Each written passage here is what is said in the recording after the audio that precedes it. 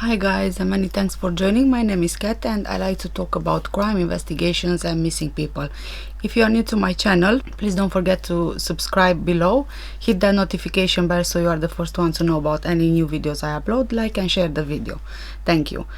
Now, before I get started, I just want to say that I try to avoid the politics as much as possible, but because today I want to talk to you about Kate and Gerry Mccann, Madeleine's parents. I think that by talking about politics, it will put more in context what a role that played in the whole investigation and the whole media.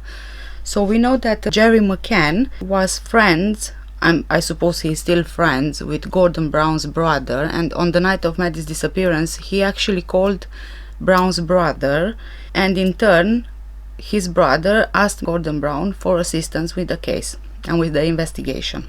Later on, 3 British prime ministers came out publicly in support to Madeleine's parents, and those were Gordon Brown, who I believe at the time of Maddie's disappearance he was a chancellor. I do apologize if I'm mistaken. Then Theresa May, who used to be a prime minister, and David Cameron. Now, at first, David Cameron, he refused to get involved in the case and to meet with the parents. However, he was a friend of the Chipping Norton set, of Rebecca Brooks as well, who at the time was an editor for The Sun. And she was campaigning alongside Maddie's parents for the Met to take Maddie's case. Now, it's worth mentioning that as soon as Brooks and The Sun got involved, David Cameron accepted to support the case. For those of you who are not familiar with Chipping Norton set, this is a group of political and show business acquaintances who have homes near the market town of Chipping Norton in Oxfordshire, England. You need to pay attention to this one because this is going to be extremely useful later on in the video, when we will find out more how much of a play media and politics together have in this case. Everything will be revealed in the interim report, which was dated on the 10th of September 2007, which I will talk about towards the end of the video. So this is going to be a really long video because I'll actually be reading the whole interim report to you guys, but 100% I'm sure that it's going to be worth watching. Now I would like to give my special thanks to the Idaho Controversy of Madeleine Mccann website owner, who have been following this investigation since the beginning, and has worked really hard to keep us all updated with the latest information. If you want to check out the website, I'll leave the link in the description below. Now I can say I have finally read the PJ files, and also I did a bit of research around this, and I want to talk to you about the witness statements, TAPA 7, and also Mrs. Pamela Fenn's statement. I will go with you through the timeline of the days before Madeleine's disappearance, but I will start from Tuesday up to Thursday. Let's go to Tuesday evening. Tuesday evening, it all started to become a bit strange. They all went to the tapas except Russell, who stayed in his apartment because his daughter has been sick. And according to the quiz mistress who supervised the trivia quiz from about 9 in the evening, no one left the table and she did not see Kate during that time, nor does she remember seeing David Payne. So was Russell, Kate and David Payne missing? At 10:16 p.m. Kate starts to receive a lot of phone calls until 10:27 p.m. supposedly at the apartment. As they say, they all left their phones in the apartment when they went to the restaurant. I find even this really strange. It's really odd, because why would you leave your phones in the apartments when you know that you leave your children alone sleeping whilst you dine out? I mean, if there is an emergency, shouldn't someone be able to contact you? Is it not safer to keep your phones with you? This seems just a bit odd. Why would you leave your phone home? Shortly after Mrs. Fenn, from the apartment above the McCanns, she claims to have heard crying, which was getting stronger, and some shouting which assembled to "Daddy, Daddy, Daddy," and they seem to have come from a toddler for about an hour and a quarter until 11:45. It's always presumed that the toddler was Madeleine. We also know that Rachel claims to have bathed Jane Tanner's older daughter in their apartment. But if Rachel bathed Jane Tanner's daughter, then where was Jane? I mean, surely her mother would have bathed her own daughter. Their apartment was also directly next door to the Mccanns, and both were beneath Mrs. Fenn. She heard patio's doors close, and then Madeleine stopped crying. Was someone using the patio door to get in or to leave? If this was the night when they said that Emily was crying and Madeleine came into their room. Now let's go to the next day, which is Wednesday morning. Very early in the morning, at around 7 a.m, Kate made 3 calls to her friend in England, Amanda, who is married to a pathologist. Shortly after, around 8 a.m, Gerry starts receiving the first of 14 text messages. It was raining on Wednesday, so the tennis was cancelled. There was no tennis that day. Diana Webster went to breakfast at the Millennium, and Jane stayed at the apartment. Diane recalls seeing the Mccanns at the Millennium, even though they were saying they didn't go for breakfast. So how would she recall seeing them if they said they didn't go for breakfast? This is another thing which doesn't add up. And it only starts getting stranger and stranger. At some point in the morning, the cleaners were let in the Mccann's apartment, and the Mccanns left via the balcony door. As the cleaner was making the bed, she noticed that in the Mccan's bedroom there was a baby cot. However, Gerry and Kate, they both denied this. I mean, having toddlers, having kids, having a cot is not such a big deal, is it? Especially when you are on holiday. Then why would Kate and Gerry deny this? What was the big deal about a cot? I mean, surely a cot is just a normal thing when you have kids and when you have toddlers. Around lunchtime, Kate went for a jog wearing her pink trainers. She was with Matthew, and apparently she was bitten by a dog, causing blood on her leg. Now let's skip to Wednesday evening now. Jess Wilkins was at the tapas when Gerry arrived with Russell. So where was Jane? Was she with Kate? Did something happen to Madeleine and she went to Kate to give her support?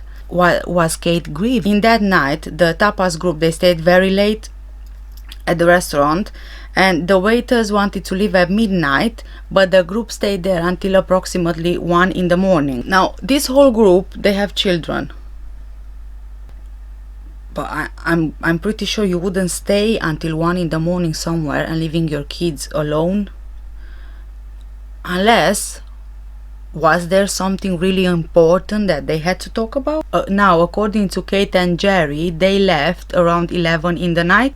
Gerry says that he left first, and when Kate came back in the apartment, Gerry was already in bed. Now, Gerry says that Kate spent a few moments in bed, and being disturbed by his snoring, she actually left to go sleep in the children's room. However, if one would look at the bed, there is no sign that someone was sleeping in. Now, on the other hand, Kate claims that she was quite annoyed with Gerry, and she wasn't even sure if he knew that she would be asleep in the kids' room on Thursday morning. Apparently, they woke up around 7 a.m. and Madeleine came to them, and according to May the 4th statements, she asked why they hadn't come when the twins were crying. However, in Gerry's May the 10th statement, he changed it to Madeleine crying, and that remains the version to this day. So we still don't know, were the twins crying or was it Madeleine crying? I mean, they need to make up their mind. What is really interesting to note is that Kate claims she wouldn't have thought any more about the comment, but once Madeleine was missing, she recalled it and thought it would be important. But if it was on a Wednesday night and Madeleine would go to her parents on Thursday morning to ask what happened, I mean, surely when they give the statements, it's still fresh in their memory and they should be able to remember.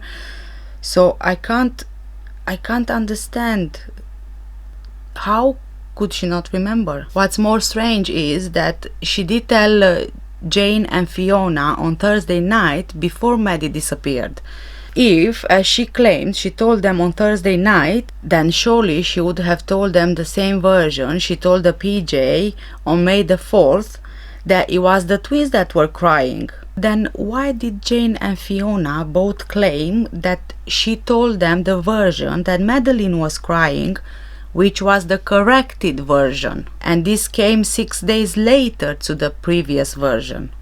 It seems like you are reading a book which is not quite finished yet, and the author is still revising the last details, the few bits and pieces, so that everything comes together.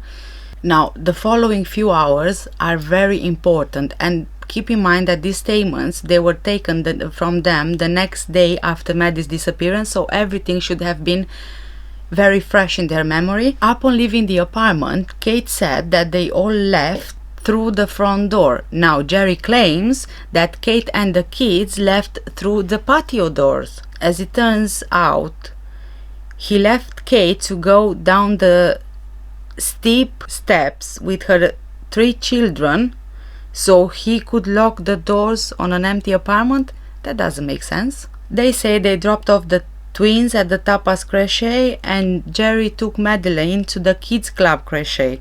At the reception, while Kate played tennis at 9:15 in the morning, and his tennis followed at 11:15 in the morning. The following hours are very difficult to explain, especially because there are so many discrepancies and contradictions, and quite possibly lies. So Rachel claims she sat with Kate by the pool waiting for Madeleine's mini tennis to finish, and when the children arrived at around 10:30 in the morning, she says Jane was there and took the photo of Maddie with the tennis balls. She also claims that this was the last time she saw Madeleine. Now, I'm wondering, was she trying to be helpful? Had something happened to Madeleine earlier and she saw blonde girls like Madeleine's hair color, and she confused Madeleine with the other girls? The police were very insistent to try and establish with her which court was Madeleine playing in. The tennis court that she identified was the incorrect one according to the tennis records. Now, Jane and Russell, they claim to have been at the mini tennis group, which was not Madeleine's group, but it was called the Sharks, and it was the same age group. They both remember speaking to Nigel. He had a camera and they were talking about how difficult it is for people to take a photo of children without being misinterpreted. Now, during that half an hour between 10:30 in the morning and 11 in the morning, Jane left and went to the beach, where she met Fiona and David on the way back from windsurfing. Both of them were quite cold and they were heading to their apartment to change. Jane got to the beach in time to catch her older daughter, which was 3 months younger than Madeleine and is in the same group as Madeleine, getting ready to go back to the crochet after the mini sale. She took pictures of her daughter, however, there was no mention of Madeleine. Jane's statement says that Russell went to the beach with her. Although Rachel says that she was at mini tennis on Thursday, there is no mention of her by Russell or Jane. And Bridget O'Donnell says in an interview with The Guardian that she saw the children but does not mention Madeleine. She also says that Kate and Gerry spent time talking with the tennis coach. Fiona now claims to have been with her by the pool, and they both went to pick up Fiona's youngest daughter and Madeleine. Kate signed Madeleine out from the crochet at 12:25. Now, Kate says in her statement that she went back to the apartment first and then prepared lunch for the children. But Gerry says that it was him who went to pick up Madeleine, and he remembers that because he took the shortcut. Now, Kate says that she went back to the crochet to see if Gerry had picked up the twins. Neither of them appear to know, and Catriona, who was the nanny, doesn't remember who picked up and dropped off Madeleine on Thursday. This is very interesting because the police timeline diagram show that even though Kate and Gerry say the twins were in the crèche, there is no record whatsoever that they attended on that day. Rachel claims that the last time she saw Madeleine was during mini tennis. Was that mini tennis on Thursday? Or was she mistaken and Madeleine didn't play? Or was it on Tuesday when Madeleine's group played? In which case the last time she saw Madeleine would have been on a Tuesday. Either way, Rachel did not see Madeleine by the pool when they were playing tennis, as she says the last time she saw Madeleine was when she played tennis. If that was the case, is it true that Jane and Rachel were playing tennis and Maddie wasn't there for the last picture? Is Rachel lying about the last time she saw Madeleine? Jane says she saw Madeleine. Now Rachel says she didn't see Madeleine. Are they both lying about being there? Is it possible that they were both trying to be helpful but they got the story completely wrong? Was possibly not everyone on the same page with how the story should go? The McCanns claim that they took the twins back at the crèche at around 2:40 in the afternoon and dropped Madeleine off at around 2:50 in the afternoon. So then that begs the question, why did Fiona say that she had the twins in the afternoon?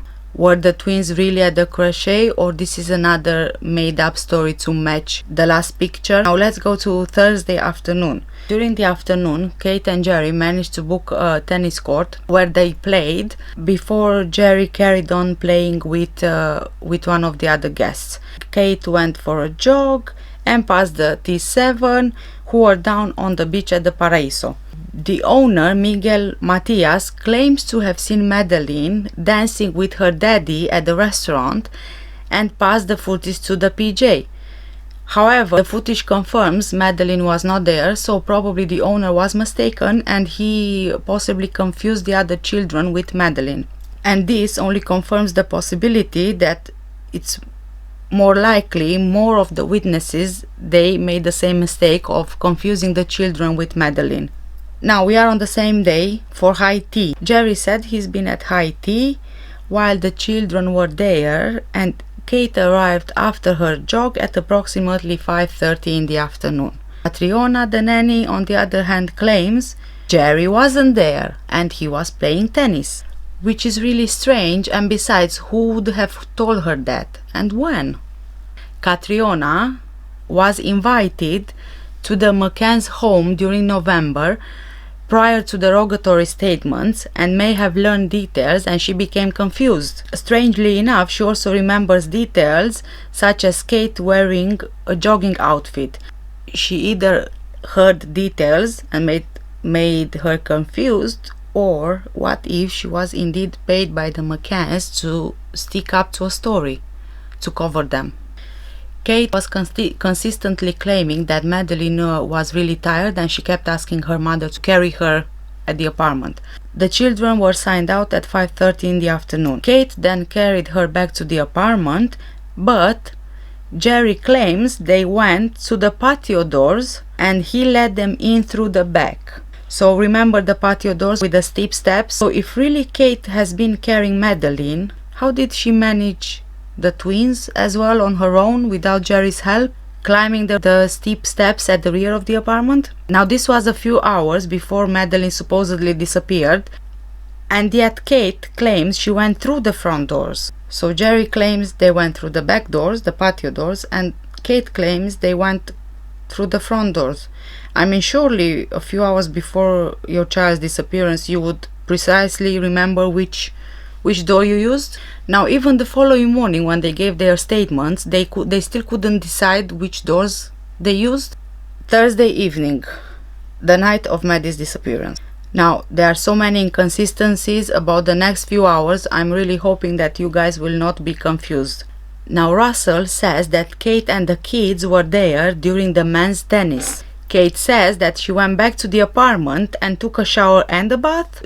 She also says she was in a towel when David Payne stopped by to check on her and the children, being sent by Gerry, and this was at around 6:30 p.m. It seems that Gerry asked David to pass on a message to Kate to see if she needs any help to take the children to the recreation area. But if Gerry wanted to know if Kate needs help with the children, wouldn't he go himself to ask? Why would he send his friend to ask? Now we talk about Mrs. Fenn, and according to an interview with Gonzalo Amaral, she did see David Payne on the balcony at around 7 p.m. Gerry had gotten to tennis at 6 p.m. The others have arrived a while later from the Paraiso restaurant. David Payne was back at his apartment at around 7:10 in the evening. The police asked Fiona, and they finally had her agree that she had no idea where David Payne was between 6 and 7. Fiona went out jogging while the children were bathing, and just before it was time to go to the tapas, which made them a little late. Gerry and Kate and Rachel and Matthew Oldfield arrived first. Jane, separate from Russell, she arrived a bit later. Now, during dinner, the waiters claimed that only the men ever got up from the table, and no one really knew why they left the table until after the disappearance, when they presumed they left the table to check on the children. Mrs. Fenn's statement was taken in Praia da Luz on the 20th of August 2007, the night before Maddie disappeared, when she was at home alone at approximately 10:30 in the evening. She heard a child cry, according to her statement, and the crying seemed to be that of a young child. Apart from the crying, which continued for approximately 1 hour and 15 minutes, which got louder and louder and more expressive, the child started then shouting, "Daddy, Daddy, Daddy." The witness had no doubt that the noise came from the Mccann's apartment. At around 23:45, 1 hour and 15 minutes after the crying began, she heard the parents get in. She did not see them, but she heard the patio doors open. Now, Mrs. Fenn was quite worried about the crying because it's been going on and on for more than an hour, and he was only getting worse and worse, which again begs the question, were the parents getting in the apartment through the patio doors, or someone was leaving the apartment and Maddie's gone quiet suddenly? The same night, Mrs. Fenn contacted her friend Edna Glynn, who also lives in Praia da Luz, after 11 in the night, telling her about the situation, who was not surprised at the child's crying. During the day, nothing unusual happened, until almost around 10:30 in the evening, when, being alone again, she heard the hysterical shouts from a female person calling out, "We have let her down," which she repeated several times, quite upset. "We have let her down." Mrs. Fenn then saw it was Madeleine's mother who was the one shouting and screaming.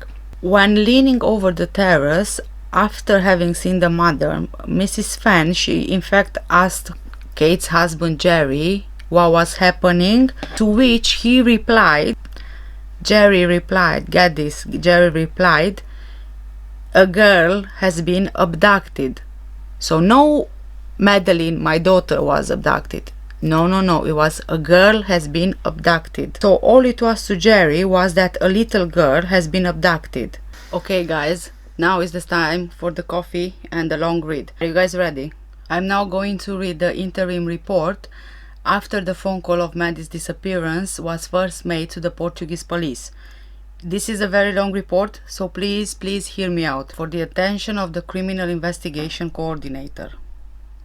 At around midnight on the 3rd of May 2007, through a phone connection between the GNR in Lagos and this police station, the disappearance of a child was communicated. We went on location in order to perform the necessary judiciary inspection.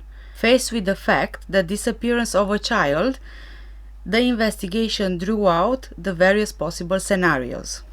The child's parents, however, immediately attributed the disappearance to the action of a third party defending the abduction. So straight from the beginning, Kate and Gerry pushed ahead the abduction factor of it. While the abduction being one of the possible scenarios, the family's actions led into that direction by publicizing the fact in a manner that had never been seen before. In fact, on the very next day after Maddie's disappearance, English television stations opened their newscasts already advertising the child's disappearance, abduction. The defense of this scenario was the truth of the facts under investigation for the media. Time went by and that scenario was not confirmed as its presuppositions were not fulfilled. No ransom was ever demanded in exchange for information or for the child itself. Nevertheless, and considering the deposition by one of the friends, Jane Tanner, we could be looking at said scenario.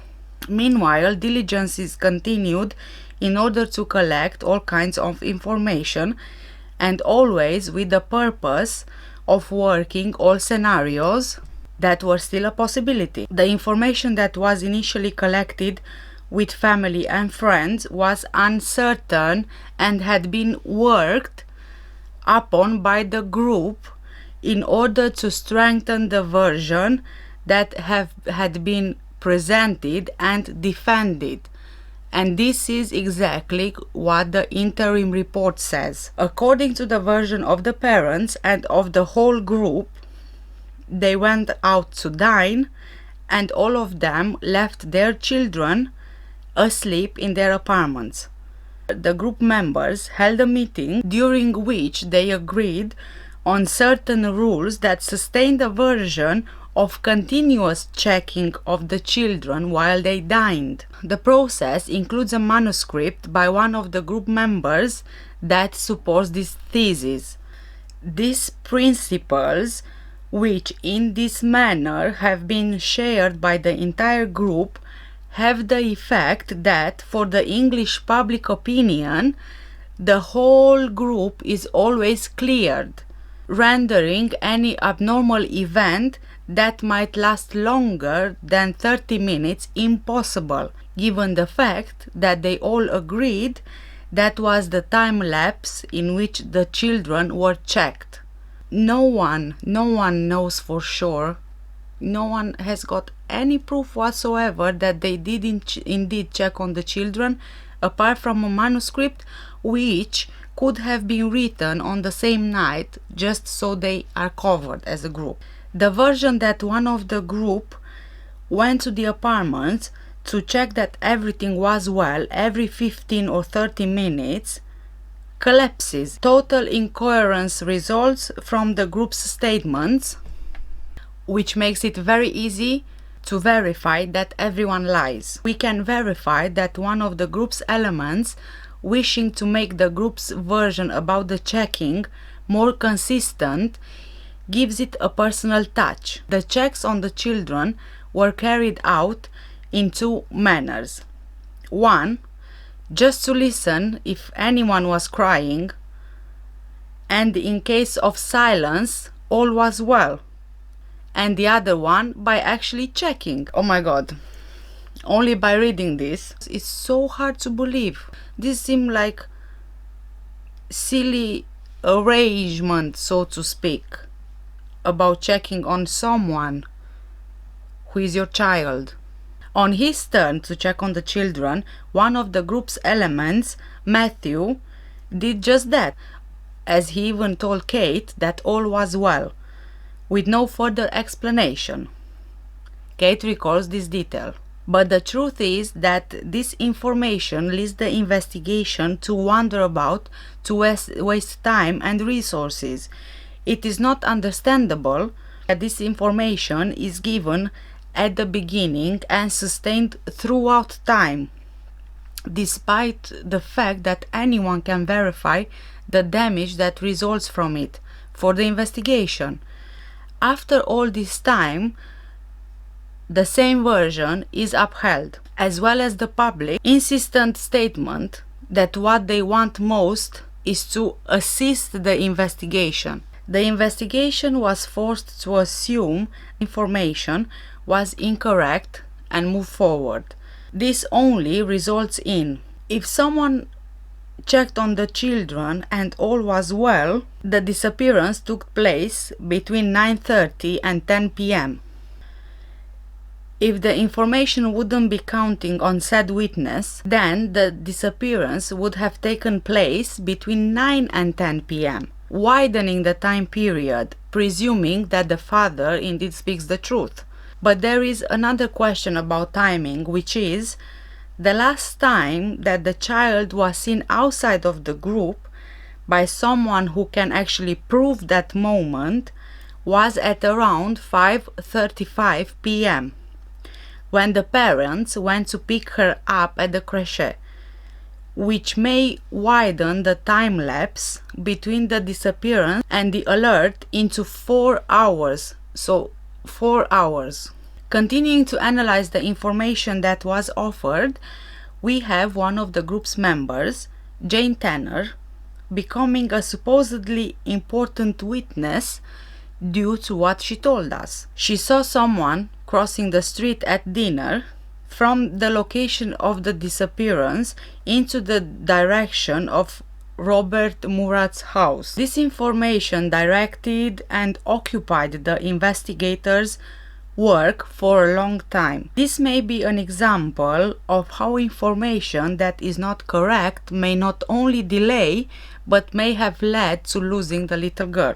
By insisting on the information, scenarios were outlined which failed to match said information with reality, but still long and intense work was carried out on that arguido. In the same manner, we can verify the discrepancy about the subjects in statements from Gerald and Jane, how they passed each other at only 2 or 3 meters distance, yet failed to see each other. Can they position themselves in such a reduced space and both fail to see the same person walking by? More correctly, one sees and the other doesn't. Even the location where they supposedly crossed ways is not very well defined by both. The moment chosen by witness Jane to make her statement about what she had seen and the explanation for that moment is unreal, which is to say, it is not easy to accept that any witness from the group, upon seeing someone with the child getting away from the Mccanns, hadn't immediately acted or spoken, being certain that the description of the person was being consecutively altered, perfected. Therefore, there isn't much credibility in this deposition. Until now, we have been analyzing small distortions in the information that was initially transmitted, small alterations of the truth taking place, thus relating them with the investigation and with the direction it forced it into. The investigation didn't follow the command or the will of anyone. The family and group information that is fundamental in this type of crime was always distorted. It was as if it's true that she disappeared, it was as if Kate and Gerry, they just didn't want them to find her. But on the other hand, obviously, if they did indeed do something to Maddie, they would try everything to cover it up.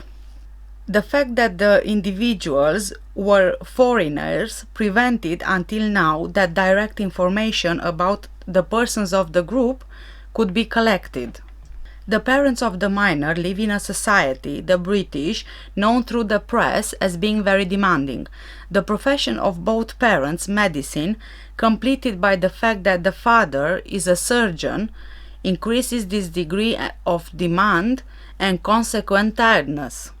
In a society that is identified internationally and in the media as being very demanding and with many and tight rules to establish those standards of existency, it makes it obligatory that people rest, make a professional retreat, take their holidays. Gerry Mccann is a cardiovascular surgeon. In many moments of his professional career, he had to make decisions in thousandths of a second, which gives him a certain coldness and certainly provokes an increased tiredness. The enjoyment of a period of holidays supposes a rest through non-ordinary practices and freedom and exemption from schedules. Social life in such a holiday, in the present case, was facilitated by the fact that they traveled as a group. But that social life may, in a certain way, be touched by the presence and constant needs of accompanying the minors. This fact and need was clear in the deliverance of the children to the respective child centers and creches, according to their ages. The holiday time was not shared between parents and children. The 3rd of May 2007 had gone by until around dinner time in a natural way, according to the adopted style. After fetching the children from the nursery and the crèche, they went to the apartment shortly after 5:35 in the afternoon. But Kate went running for half an hour on the beach and then went to the apartment, and Gerald went to play tennis.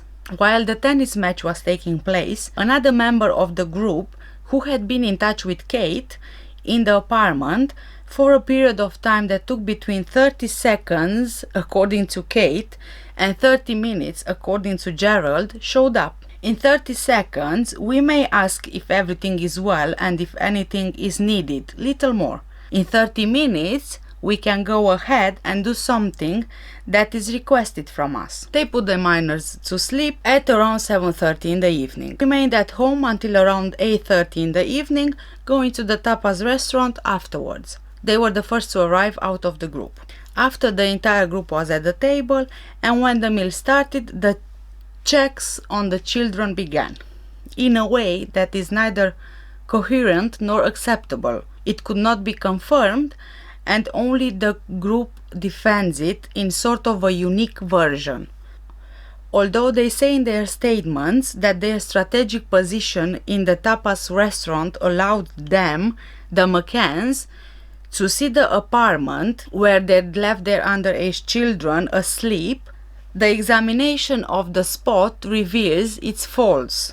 It must be noted also that according to the investigation, everything points to their position at the table being with their backs to the apartment. On that night, around 10:05 in the evening, according to her version, it was Kate that went to the apartment to check the children, coinciding with the end of dinner, at which she had arrived at around 8:30 in the evening. So, she returned to the apartment about 1.5 hours later, the time lapse during which she didn't see her children. It took her around 10 minutes. She then showed up at the restaurant and told the remaining members about the disappearance of her daughter Madeleine. It must be noted that Kate knew that, going back to the restaurant as she did, she would leave the twins, Emily and Sean, in the same dangerous situation. It is not understandable why she didn't use the mobile phone to call Gerald or the group, or even simpler, that she didn't walk out on the balcony from where she could perfectly be heard by the members of the group. The authorities, the GNR, were alerted around 22:40, and the alerted population started the searches for the child. The divulgation of the fact wasn't kept within the authorities and the normal channels. On the following day, British and Portuguese televisions were already broadcasting the news. However, the group had been reunited. The search was circumscribed to the interior of the apartment. Even before any search by the authorities in the surroundings started, the news about the possible abduction was already running along. By reasons, they said, of counseling and support, the parents asked for the presence of a priest at around 2 or 3 o'clock on the 4th of May. From the informal depositions they gave during the judiciary inspection on location, the information immediately induced the thesis of abduction. Simple things became disinformation. The question of the open or closed window, the shutter was up or down, the open balcony door, the front door merely shut or locked by a key. Despite everything, until a certain time in the investigation, the family sustained and fed the theory of abduction. However, on a date that cannot be precise, it was suggested by the family that a person should be consulted that could eventually indicate the probable location of little Madeleine's cadaver. This fact became inexplicable to the members of the investigation, given the fact that it was the members of the family themselves who raised the hypothesis little Mad is dead. Nevertheless, for the media, they continued and continue to declare their hope of finding their daughter alive. The first time that the hypothesis of the little girl's death was raised, it was effectively suggested by the Mccann couple. While keeping several investigation lines open, it was decided to advance in the direction of a new inspection of the spot where the girl disappeared. The inspection technique is commonly used in the United Kingdom and consists of the use of especially trained dogs. Naturally, the dog's smelling sense is the sense at use. In the case of this sense, the difference between the human and the dog is of 5 million cells to 200 million cells. It must be highlighted that the use to this kind of inspection is frequent in the UK and the success rate is of 100%. One of the dogs is trained to detect cadaver odor and the other to identify traces of human blood. We now stress that the location of the cadaver odors signifies that physically the body is not on the place marked by the dog, but certainly it has been there as long as the dog signals it. As can be read in the process files, in this inquiry, the dogs inspected the following locations and items with the results described below. All the inspections were recorded in sound and image and were directed by our British colleagues that accompanied the dogs. Among the great number of items and locations that were inspected, the dogs marked the following locations and items: Apartment 5A, Ocean Club Resort, the place from where the child disappeared. Cadaver odor detection dog. Master bedroom. In a corner. By the wardrobe. Living room. Behind the sofa. By the side window. Six spots the dog detected. Now the blood dog. Living room behind the sofa. By the side window, exactly the same spot that has been signaled by the cadaver dog. Then the front garden of apartment 5A. Then the cadaver odor detection dog detected one of the flower beds. The dog handler commented on the lightness of the odor. Apartments where the rest of the group were staying, nothing was detected by the dogs. Mccann's present residence at the time, nothing was detected in the house by any of the dogs. In Praia da Luz village, nothing was detected by any of the dogs. Mccann's family clothes and belongings. Cadaver odor detection dog. 2 pieces of clothing belonging to Kate Mccann. 1 piece of clothing belonging to Madeleine.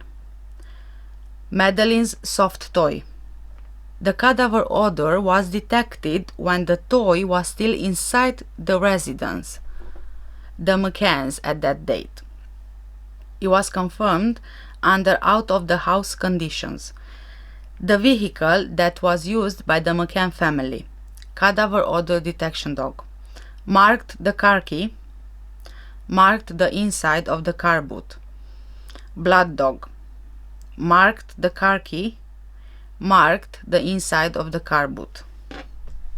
Car that was used by a family friend that was staying in the same resort on some of the same days. Nothing was detected by any of the dogs. All the cars that were used by Argito Robert Murat and the people that are close to him. Nothing has been detected by any of the dogs. In a total of 10 cars, the cadaver dog and the blood dog only marked the car of the Mccann family, rented on the 27th of May.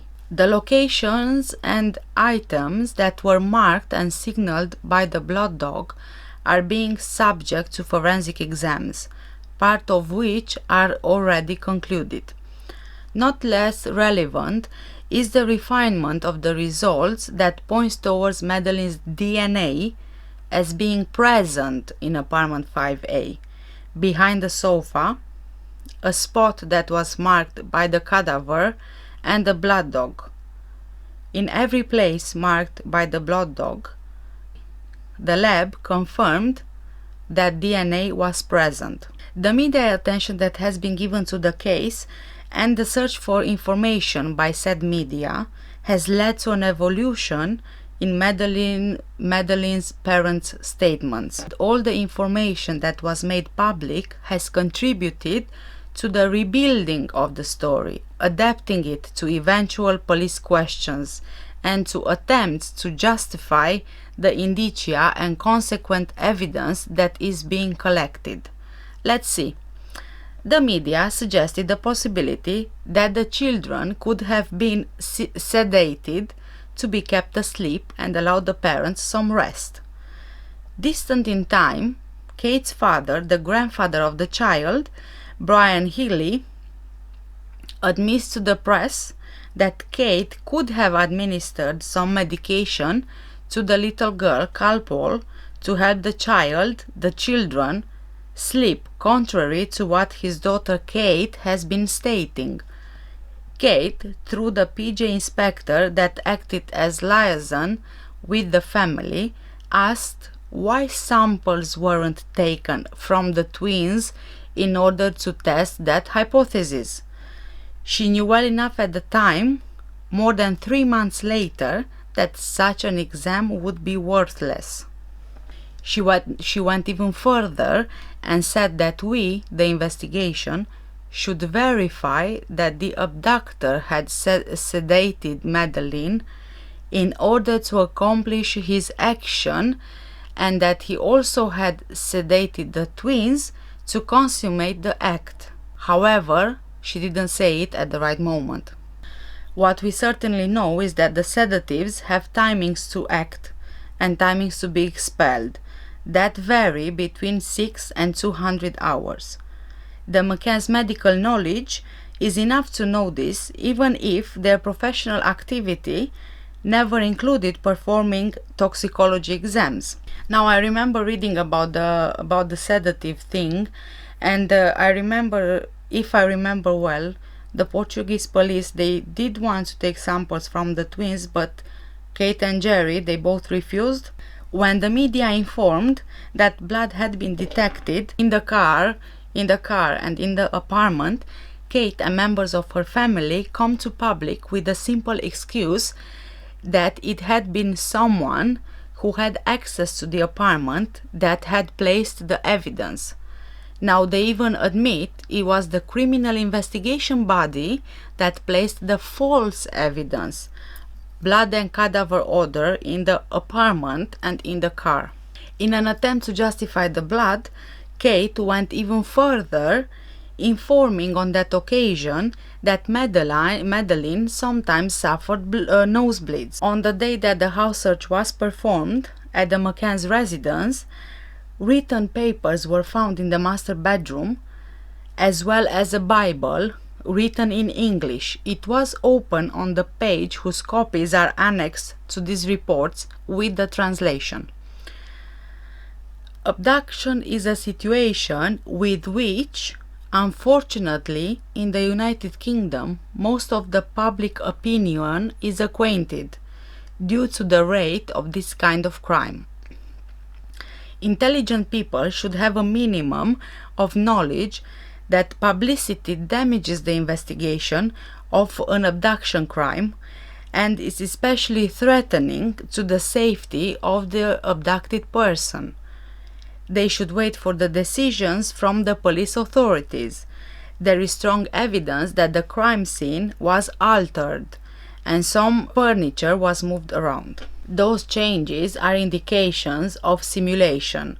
On the night that little Madeleine disappeared, the family was contacted by a lady that identified herself with documents that credited her as somebody that worked with minors in the United Kingdom. She identified herself with documents, certifications that are used in the UK with hospitals and childcare centers. She offered her help in whatever was needed. No doubt this person could have been of valuable help, even about procedures, but she was dismissed. From everything that was established, the facts point in the direction that the death of Madeleine Mccann occurred on the night of May the 3rd, 2007, inside apartment 5A at the Ocean Club Resort in Praia da Luz, which was occupied by the Mccann couple and by their 3 children.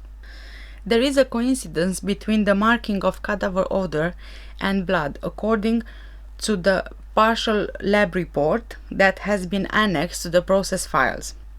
Said marking occurred behind the living room sofa, cadaver odor, blood, DNA, which indubitably proves that said piece of furniture was pushed back by someone after the death of Madeleine was verified. Because of the few traces that were recovered on location and subject to examination, it has to be admitted as a strong hypothesis that it was subject to a washing at a moment following the occurrence of death. In the same manner, the toy that was used by the dead child, which was found at the top of the bed where she usually slept, reveals that someone put it there at a moment posterior to death, given the fact that the bed doesn't have any cadaver odor. So after the death, the sofa was moved, the soft toy was moved. This is to say, an intentional modification took place in order to simulate a picture that doesn't match reality, in an attempt to take advantage for the simulation of an abduction. It must be added that the cadaver odor detection dog strongly signaled the bedroom where the Mccann couple slept, which may indicate the moving of the corpse from the actual death spot, living room, into a non-visible part of said bedroom. Furthermore, a strong marking of cadaver odor was made on Kate Mccann's clothes, which may indicate that she was in touch with the cadaver. There was also a strong marking of cadaver odor in the car that was used by the Mccann couple since the 27th of May 2007, which, in conjugation with the blood dog's marking and based on the forensics that are included in the process files, which indicate the presence of Madeleine Mccann's DNA in the car boot, led towards not excluding a strong hypothesis that this vehicle may have possibly been used to move the cadaver 24 days after her death. The indication from the cadaver odor detection dog, as well as from the blood detection dog, on the key of the aforementioned vehicle, where the lab would confirm the existence of Gerry Mccann's DNA, cannot be dismissed. This last signaling was obtained by the dogs after the key was put far away from the vehicle in a non-visible location. From everything that is exposed, the process file results in the following. The minor, Madeleine Mccann, died in apartment 5A at the Ocean Club Resort in Praia da Luz on the night of the 3rd of May 2007. A simulation of an abduction took place. In order to render the child's death impossible before 10 o'clock in the evening, a situation of checking of the Mccann's couple's children while they slept was made up.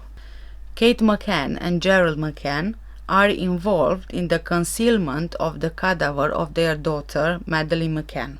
At this moment, there seems to be no strong indication that the child's death was not the result of a tragic accident yet. From what has been established up to now, everything indicates that the Mccann couple, in self-defense, doesn't want to deliver the cadaver immediately and voluntarily, and there is a strong possibility that it was moved from the initial place of deposition. This situation may raise questions concerning the circumstances in which the death of the child took place.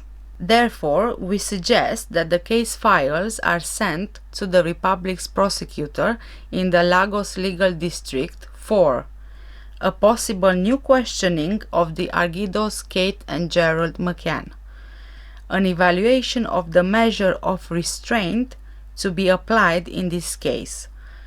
During the house search at the Mccann couple's residence, a diary-style manuscript was found, already photocopied, possibly authored by Kate Mccann, admitting that it may contain information that may help to reach the material truth of facts. We propose that the photocopies of said document are presented to the illustrious judge for the purpose of its apprehension, if legal, its translation, and the eventual collection of information to be included in the process files as necessary for the investigation.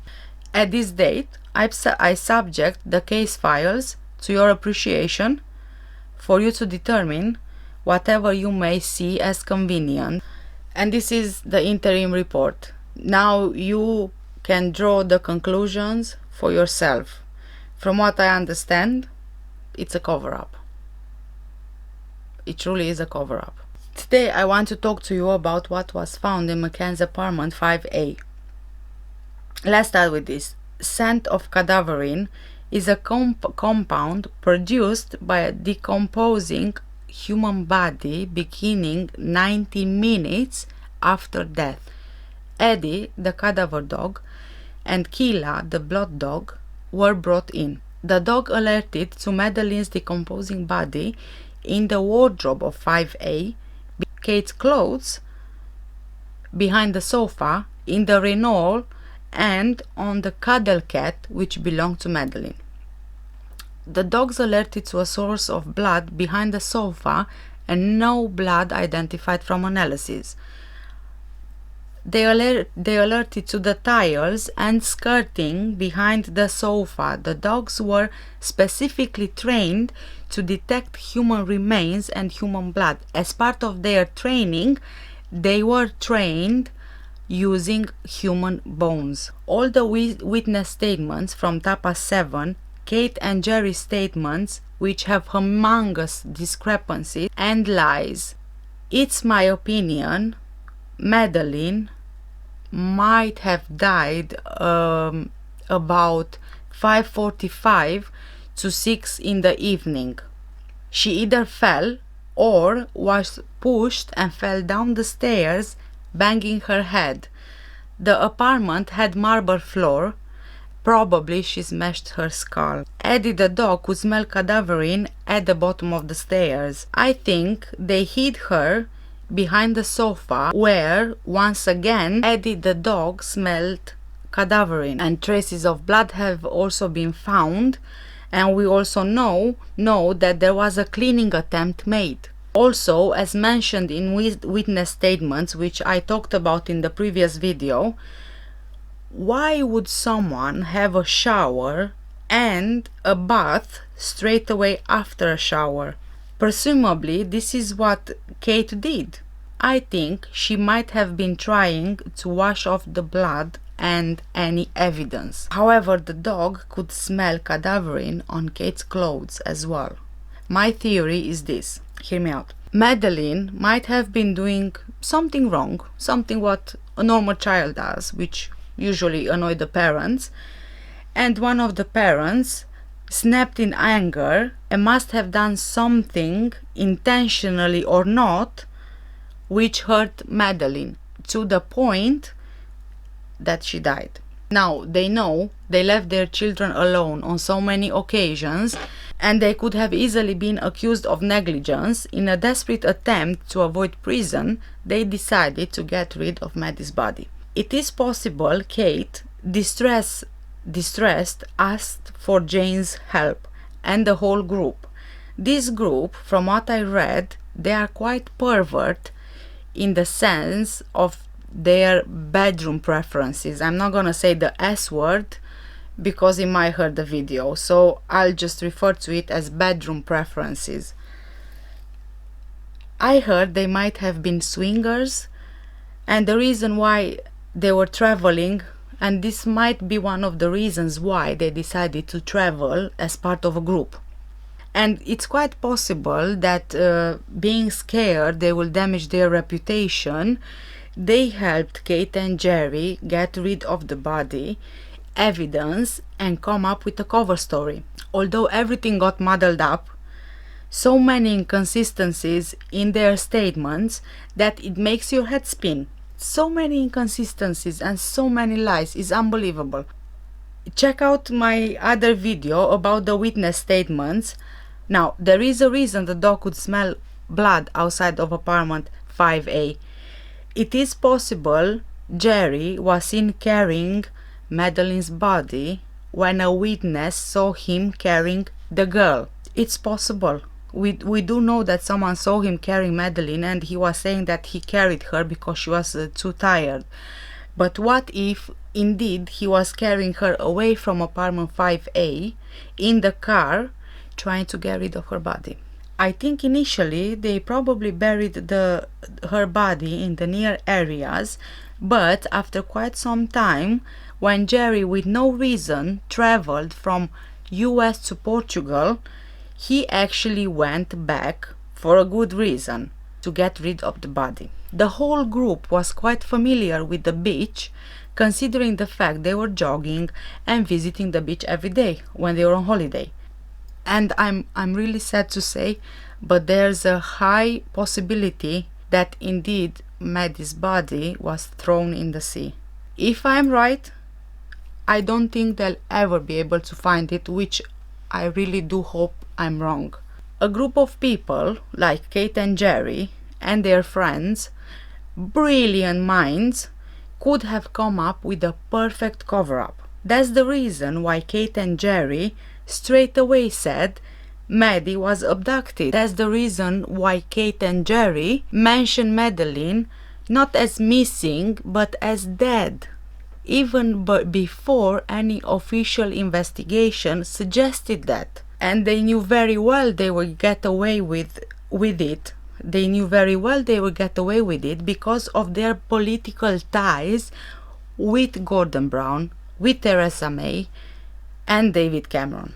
Of course, highly respected politicians wouldn't want to get bad press from helping someone who covered up a death. He was even called by Gordon Brown on the night of Maddie's alleged disappearance, and he told Brown she was abducted. When he called the police the first time, he said she was abducted.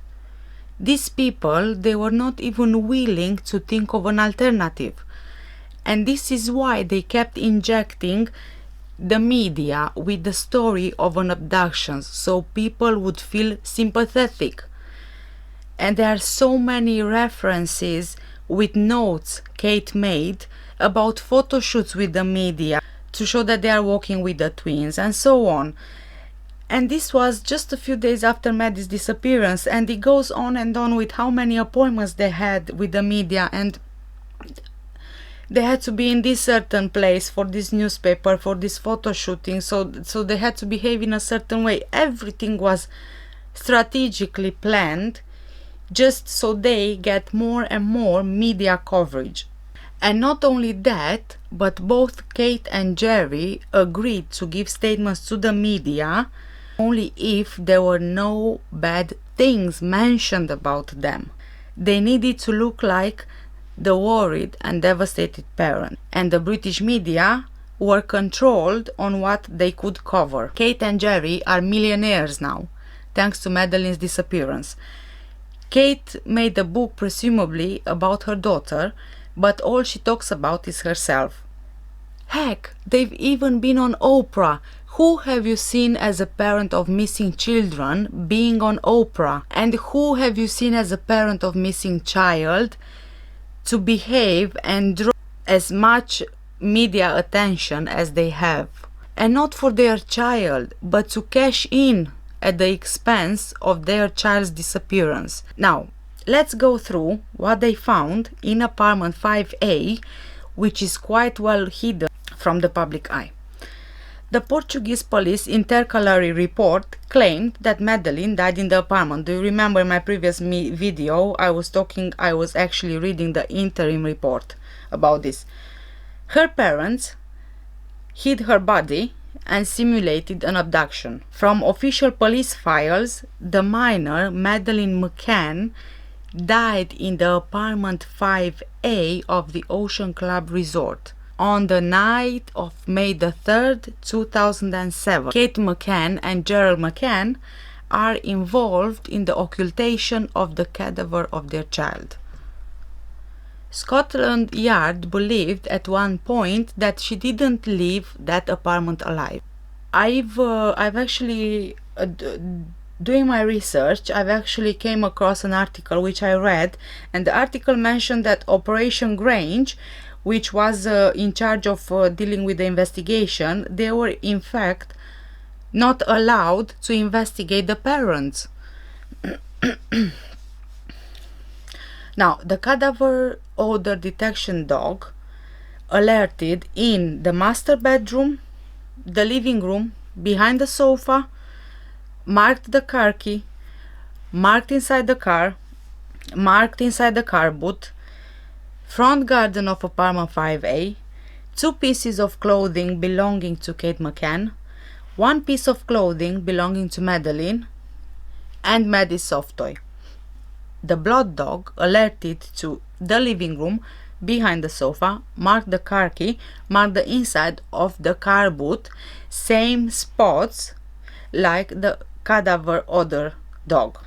Marking occurred behind the living room sofa, the cadaver odor blood DNA, which proves that said piece of furniture was pushed back by someone after the death of Madeleine Mccann was verified. Maddie's hair was found in the car boot.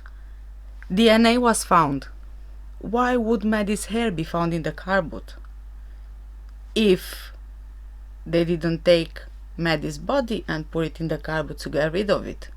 That would be the only explanation, because you don't put your kid in the car boot to go for a trip. Let's be honest. Blood was also retrieved from the tires and was sent for forensic examination, confirming the dog's findings. So they did confirm the dog's findings, which makes them reliable dogs, even though Gerry said in an interview that they are not reliable at all. And he was like, in the interview, Sandra was taking the interview, and he was like saying, "Oh, ask the dog, Sandra." Like, he's so arrogant and so full of himself. It's unbelievable. Now, all of the DNA components match the corresponding components in the DNA profile of Madeleine Mccann. The components were found in the spot behind the sofa and the boot of the rental car. When asked about blood in another interview, Gerry stormed out of the room. He just didn't want to hear it anymore. He physically left. He took off his microphone, he threw his microphone and left the room, and Kate kept saying, "Calm down, sit back down," and then he just left, and she was trying to justify him leaving by saying to the interviewer, "Oh, he will calm down, he just needs a breath of fresh air." A neighbor living above McCann's apartment heard Maddie and the twins cry for quite some time from the night before Madeleine disappeared. They only stopped crying when Gerry came back from dining at the tapas. 15 out of 19 markers marked Maddie's DNA with the DNA samples found in the apartment and in the car. And dogs even found bodily fluids in the car, in the rental car. Now, Gerry and Kate are defending these findings by saying that they were not the only ones who rented the car. And obviously they are just trying to push all the evidence against them to, you know, and just to keep up with their theory of what happened and their cover-up story. And according to numerous reports, Portuguese officials believe the McCanns may have sedated their daughter, and perhaps she died accidentally, and the British couple, both 39 and physicians, hid the body for weeks before disposing of it. The Portuguese police even offer Kate a deal. If she confesses to killing her daughter, she'd only get a sentence of no more than 2 years. Now, this is what she claims. And she says that after around 12 hours of interrogations, she was offered a plea bargain through her lawyer. And at the same time, whilst Gerry was interviewed, her sister, Kate's sister, Philomena, appeared on Sky News already talking about the plea bargain which was offered. In her book, Kate claims she was offered a plea bargain as well, but later, check this out, later her lawyer deemed it as a misunderstanding. See, when she lied, she was not in touch with her lawyer because she didn't know the Portuguese law. She should have been in touch with her lawyer because the lie was exposed. If I'm not mistaken, Portuguese law does not allow plea bargains. Even Kate's dad confirmed Kate would give the kids Calpol to help them sleep. However, Kate denied all of this. Of course she did. Many thanks for watching, and please don't forget to check my other videos about Madeleine Mccann's investigation. I also have a playlist which I'll be adding the link to in the description. Please let me know in the comments below what do you guys believe about all these theories and investigation and all this evidence. And what do you think that should be done in this case? Many thanks for watching. Take care. Bye bye.